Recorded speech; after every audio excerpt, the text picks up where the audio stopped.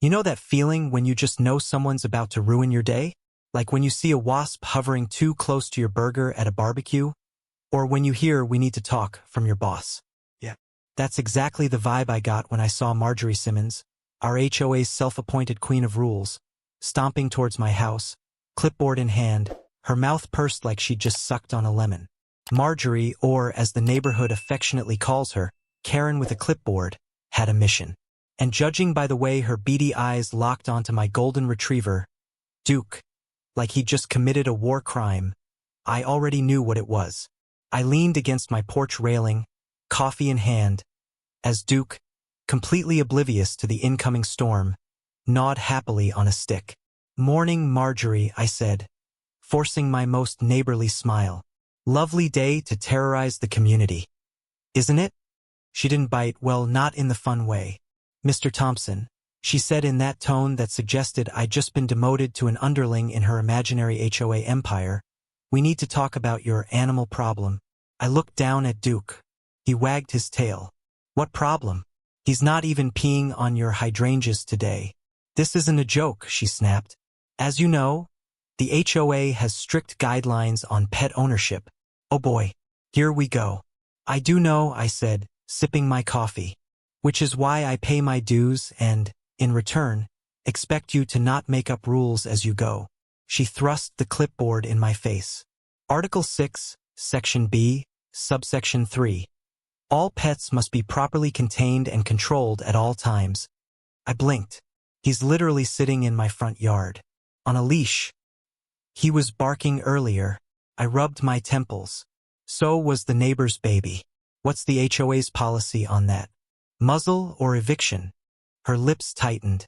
"Dogs can be disruptive. I've had complaints." "From who?" She hesitated. "That's not important." "Oh, but it is, Marjorie. Because if I had to guess, the complaints are coming from the same one person who keeps leaving nasty notes about my grass length." "You," she huffed. "Regardless, I'm giving you a formal warning. If your dog continues to be a disturbance, we'll have no choice but to issue fines. And if it persists, well, we may have to reconsider whether dogs belong in this community at all." I actually choked on my coffee. "You're joking." "I assure you, I am not." I stared at her, waiting for the punchline. Nothing. Oh, she was dead serious. "Marjorie," I said slowly, "you're suggesting banning all dogs from an entire neighborhood. It's for the good of the community." I laughed. "Oh, sure. Because nothing says peaceful neighborhood like a dogless dystopia where you get fined for breathing too loudly." "This is your final warning," she snapped. "Keep your dog quiet, or there will be consequences." And with that, she turned on her heel and stomped off, clipboard clutched like a weapon of mass destruction. I looked down at Duke. He cocked his head. "Well, buddy," I sighed, ruffling his ears. "Looks like war has officially been declared." If Marjorie thought she could scare me into submission with her clipboard of doom, she seriously underestimated how petty I could be. I gave Duke an extra belly rub that morning and told him, "Buddy, we're gonna live our best, loudest lives from now on." He thumped his tail against the porch, blissfully unaware that he had just been drafted into a full-scale HOA war. The next morning, I made sure to wake up extra early, around 5:30 a.m. I brewed myself a fresh cup of coffee, grabbed Duke's leash, and took him for a very spirited walk around the neighborhood. Duke, being the goodest boy he was, made sure to greet every single thing with a cheerful bark. Birds? Bark. A squirrel? Bark.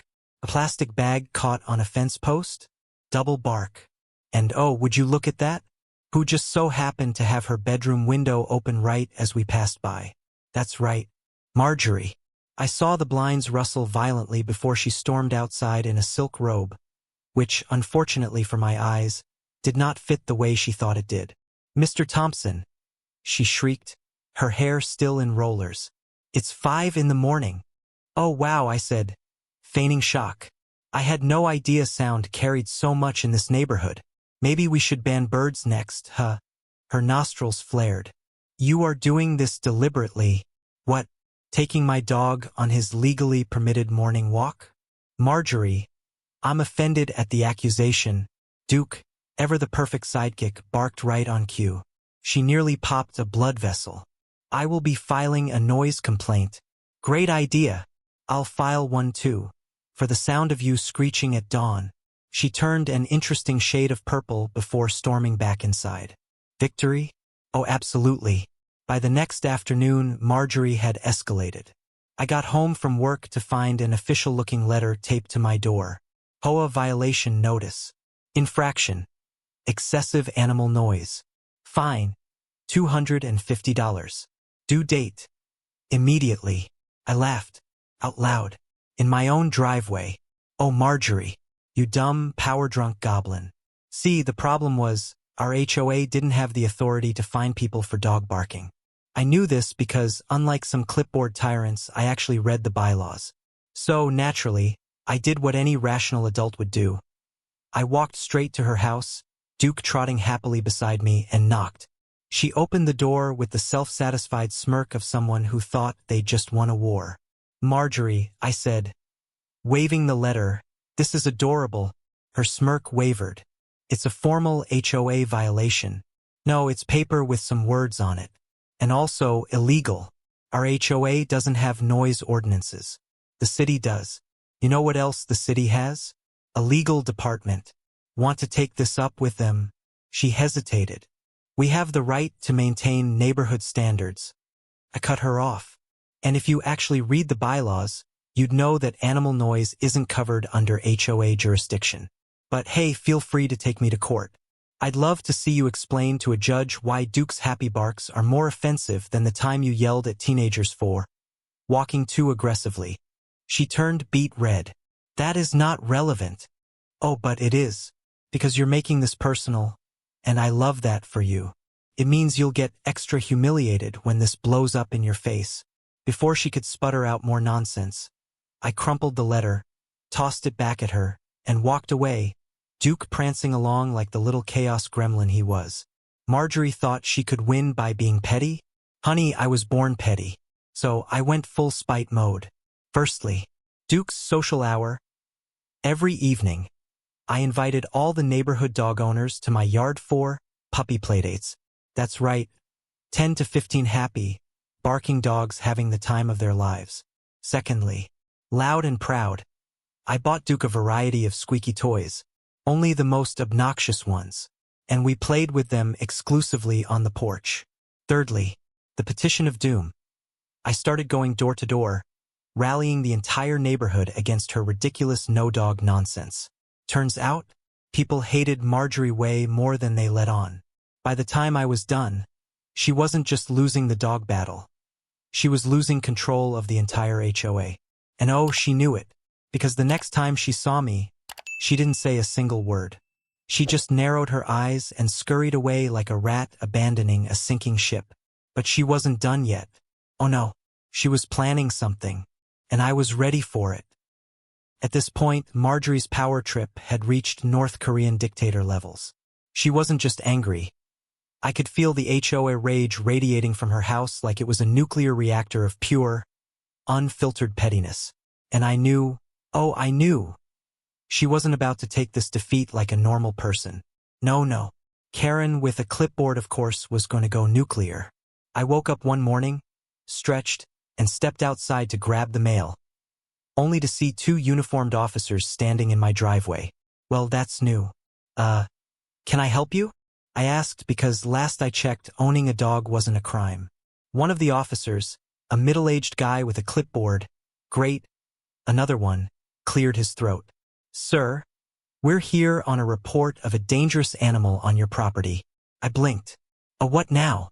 The officer glanced at his notes. We received a formal complaint about an aggressive, uncontrolled dog. The caller, let me guess, I interrupted. Marjorie Simmons? They exchanged glances. I laughed, like, full-on, hands on my knees, couldn't breathe laughter. Because this woman, this ridiculous woman, actually called animal control on a golden retriever. Duke, meanwhile, had trotted outside, tail wagging like a furry, 4-legged menace to society. His aggressive behavior included sitting down and looking at the officers with the biggest, goofiest smile known to mankind. The younger officer actually snorted. "This is the dangerous animal?" "Oh yeah," I said, wiping a tear. "You should see him when he's got a chew toy. It's absolute carnage." The older officer sighed. "Sir, do you have any recent reports of aggression from your dog?" "Only against tennis balls. Has he ever attacked anyone?" "No, but I have caught him viciously begging for treats." The officer sighed again. I could feel the regret radiating off of him. This was not how he wanted to spend his morning. "Look," he said, "this is obviously a bogus complaint, but since we were called, we had to check it out. Just keep your dog on a leash when necessary, and we'll close this out." I grinned. "Oh, don't worry, officer. I'll be sure to keep my bloodthirsty beast under control." The officers left. I turned, ready to go back inside, and then I saw her. Marjorie stood on her porch, watching, smiling. She thought she won. Oh, sweet summer Karen. I walked straight up to her yard, stopping just before I could be accused of trespassing. "Really?" I called out. "Animal control? What's next?" "Calling the fire department because he wags his tail too hard." She had the audacity to smirk. "Rules are rules." I crossed my arms. "Oh, I love that you said that, because I've been reading up on the rules, Marjorie." Her smirk twitched. "Did you know," I continued, "that HOA board members aren't allowed to file false reports on fellow homeowners? In fact, if it's proven that a board member is using their position for personal vendettas, they can be forcibly removed." She stiffened. I leaned in. "Oh, and did you also know that I recorded my entire conversation with Animal Control, including their statement that this was a bogus complaint?" The color drained from her face. I grinned. "And guess what I'm gonna do with that recording?" Her voice wobbled. "Why, you wouldn't." "Oh, I would. In fact, I already have." I pulled out my phone and tapped the screen. "So I sent it to the HOA board. Oh, and the neighborhood group chat. Looks like everyone's loving it." Her jaw dropped.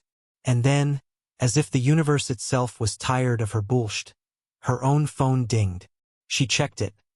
Her face cycling through denial, horror, and "oh my god, I'm screwed" in real time. I winked. "Good luck at the next HOA meeting, Marjorie. Maybe there's gonna be a vote on your position." And then, because I'm extra, I whistled for Duke. He barked loudly. Marjorie flinched.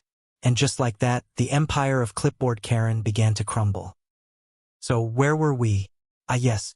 Marjorie's entire world was collapsing faster than her sense of self-importance. The neighborhood group chat had exploded. I have worked on this enough. Screenshots, voice recordings, a whole thread about how Marjorie had been running the HOA like a dictatorship. Turns out, I wasn't the only one she had been screwing over. Just the only one petty enough to fight back. And the best part? The emergency HOA meeting. The community center was packed. I mean, I hadn't seen this many neighbors in one place since the last free food event. Marjorie sat at the front, flanked by her two loyal minions, Helen, who had the personality of wet cardboard, and Richard, a guy who once tried to fine a house for having a slightly different shade of beige paint. Marjorie looked like she had aged 10 years overnight. Her usual Karen confidence was gone, replaced by the expression of someone who just realized they stepped into a pit of quicksand. The HOA president, a retired lawyer named Jim, cleared his throat. "All right, let's get started. We're here to address the serious complaints against board member Marjorie Simmons." Marjorie straightened up, fake smile in place. "I'd like to remind everyone that..." Jim held up a hand. "Marjorie, I'll let you speak in a moment. First, let's go over the accusations. And oh boy, were there a lot. First of all, filing false reports against homeowners. Secondly, attempting to enforce non-existent HOA rules. Thirdly, using her position to harass community members. Fourthly, calling animal control on a literal golden retriever. That last one got actual laughter from the crowd. Marjorie's face twitched. "This is ridiculous. I was only doing what's best for the community." "Really?" I leaned back in my chair. "Because from where I'm sitting, it looks like you were just waging a personal war against me and my dog." A woman in the back stood up. She fined me $100 for having wind chimes because she claimed they were too noisy. Another guy raised his hand. She tried to have my kid's treehouse removed. Said it was an unauthorized structure. Oh, and let's not forget, someone else chimed in, the time she threatened to fine us for not decorating for Christmas. In October, Marjorie's eyes darted around the room. Realizing she had 0 allies left, she turned back to Jim. This is just a misunderstanding. These people are exaggerating. Jim sighed and held up his phone. Marjorie, we have recordings of you making threats, lying about rules, and misusing your authority. Her face turned ghost white. Oh, but it gets better. Jim leaned forward. Marjorie, effective immediately. The board is holding a vote on whether to remove you from your position. Dead silence. Marjorie blinked. What? Jim looked around the room. All in favor of removing Marjorie Simmons from the HOA board?